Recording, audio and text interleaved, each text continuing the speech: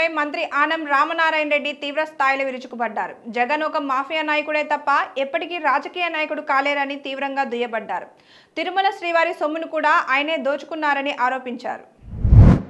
గిరిజనుల ఆదాయ మార్గాలను పెంచే మార్గాలపై AP deputy CM Pawan Kalyan అధికారులకు కీలక ఆదేశాలు జారీ చేశారు. గిరిజన అభివృద్ధి, ఎకో టూరిజం, అటవీ ఉత్పత్తుల మార్కెటింగ్ వంటి అంశాలపై ప్రత్యేక దృష్టి సారించాలని స్పష్టం చేశారు.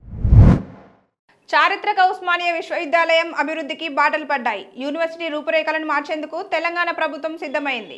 కార్పొరేట్ వర్సిటీలకు దీటుగా అంతర్జాతీయ స్థాయి సదుపాయాలతో ఓయూను అభివృద్ధి చేసేందుకు 1000 కోట్ల రూపాయలకు పైగా వెచ్చించాలని నిర్ణయించింది.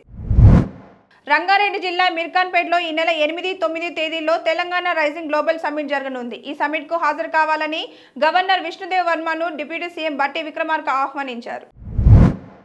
దేశవ్యాప్తంగా ఇండిగో విమానాల రద్దు కొనసాగుతుండటంతో ప్రయాణికులు ఇబ్బంది పడుతున్నారు. దీంతో వారిని గమ్యస్థానాలకు చేర్చేందుకు భారతీయ రైల్వే ప్రత్యేక ఏర్పాట్లు చేసింది. ప్రయాణికులు రద్దీ మేరకు ప్రస్తుతం 37 రైళ్లకు 116 కోచ్లను అదనంగా జోడించాలని రైల్వే శాఖ నిర్ణయించింది.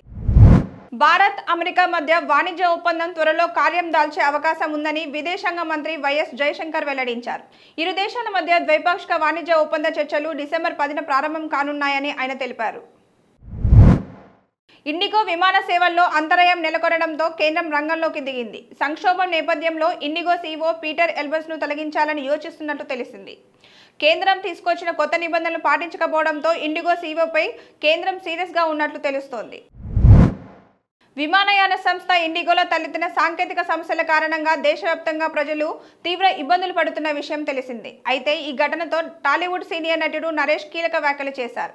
ఎయిర్పోర్ట్లో గ్రౌండ్ సిబ్బందికి, ప్రయాణికులకు మధ్య పెద్ద యుద్ధం జరుగుతుందని, అక్కడ అంతా గజిబిజిగా ఉందని పేర్కొన్నారు. సౌత్ ఆఫ్రికాతో జరగనున్న టీ20 సిరీస్ కు team India test, one day jet captain Shubman Gill అందుబాటులో ఉండనున్నాడు. ఫిట్నెస్ టెస్ట్ లో పాస్ కావడంతో గిల్ అన్ని ఫార్మాట్లో ఆడేందుకు పూర్తిగా సిద్ధమయ్యాడని వైద్యులు ప్రకటించారు. Please subscribe to the channel and download the Politicos app from the links in the description.